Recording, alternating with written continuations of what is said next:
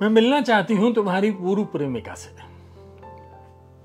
मैं जानना चाहती हूं तुम्हारे बारे में तुम्हारी पूर्व प्रेमिका से। मैं देखना चाहती हूं तुम्हारी पीड़ा तुम्हारी पूर्व प्रेमिका में। मैं महसूस करना चाहती हूं तुम्हें तुम्हारी पूर्व प्रेमिका में। हां, मुझे कोई आपत्ति नहीं तुम्हारी पूर्व प्रेमिका से। मैं देखना चाहती हूं तुम्हारे आंसू उसकी आंखों में, तुम्हारी छटपटाहट, बेचैनी भरी नींद। उसने तुम्हें सब कुछ दिया, प्यार दिया, सम्मान दिया, ये जानते हुए कि उसकी आहट पर तुम बोलोगे तक नहीं। इसलिए मैं मिलना चाहती हूं तुम्हारी पूर्व प्रेमिका से।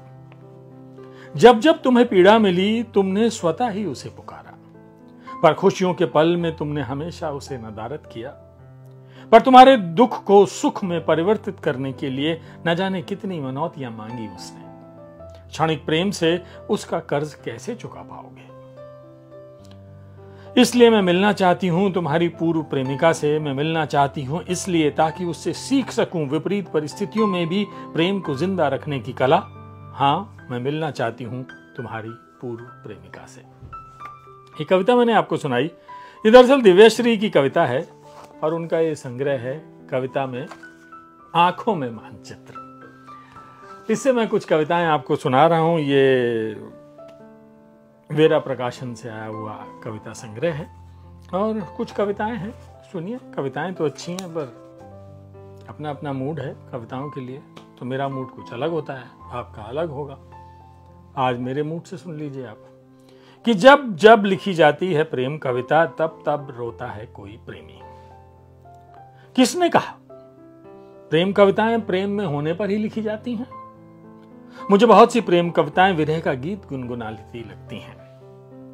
मैं जब प्रेम में थी नहीं लिखी कोई कविता अपने प्रेमी के नाम। आज जब दाई आंख फड़फड़ाई मुझे याद आए तुम। साथ में वो बात भी कि दाई आंख फड़कना अशुभ होता है लड़कियों के लिए।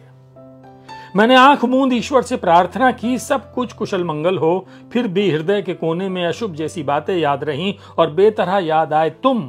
फिर मैंने लिखी एक प्रेम कविता अपने बिछड़े हुए प्रेमी के लिए, विरह के गीत और ईश्वर के लिए प्रार्थना। एक प्रेम कविता में प्रेम, विरह और प्रार्थना का संगम मैंने तब जाना जब मैं प्रेम में नहीं थी। तो ये दिव्यश्री हैं, देखिए कितनी खूबसूरती से अपनी बात कह रही है। आंखों में मानचित्र, ये इनका कविता संग्रह है। बहुत सारी कविताएं हैं, बहुत कमाल कमाल की चीजें हैं, लेकिन हमें तो क्या पता क्या पसंद आ जाए। तो एक टुकड़ा धूप सुना, चलिए। हमेशा की तरह आज फिर मेरी गली से गुजरा है वो महीनों बाद। मैं एकटक देखती रही उसे, करीब होकर भी कितनी दूर थी मैं। घड़ी की सबसे छोटी सुई से भी अधिक गति थी उसकी। हम दोनों मुस्कुराने ही वाले थे कि खुशी की इतनी तेज बारिश हुई, हम दोनों की परछाई उदास हो गई। तुम चले गए बेशक, पर रह गए थोड़े मेरी खुशी और उदासी के बीच पुल बनकर। इसी से अपनी नैया पार लगेगी। इसी गली में तुम्हारी प्रेमिका रहती है, इससे अधिक याद रहे तुम्हें। तुम प्रेमी कम, दोस्त अधिक रहे मेरे।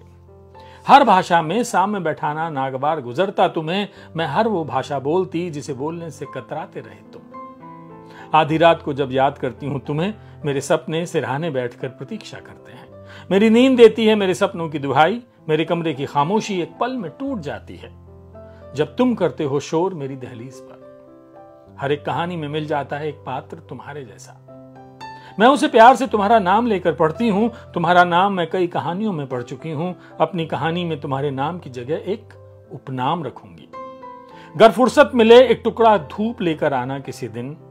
मैं बिखेर दूंगी अपनी कविताओं में। जब बनाऊंगी पांडुलिपि मेरी किताब धूप से भी अधिक चमकदार होगी और उस चकमक में अनुपस्थित होंगे तुम्हारे नाम तुम्हारी उपस्थिति के साथ। तो दिव्यश्री की ये कविताएं हैं, कविता संग्रह है आंखों में मानचित्र, वेरा प्रकाशन से आया है।